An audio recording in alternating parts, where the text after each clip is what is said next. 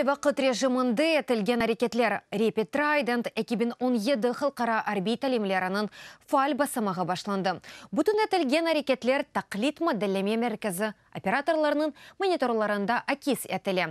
Четел мұсаферлеріні ось ерішімлері или тәжірибелі Украин арбилері ве арби программачылар әреті қылдырайды. Арбилеріні идаре туф дельта компьютер системасы текната аналогларына тен келмейді.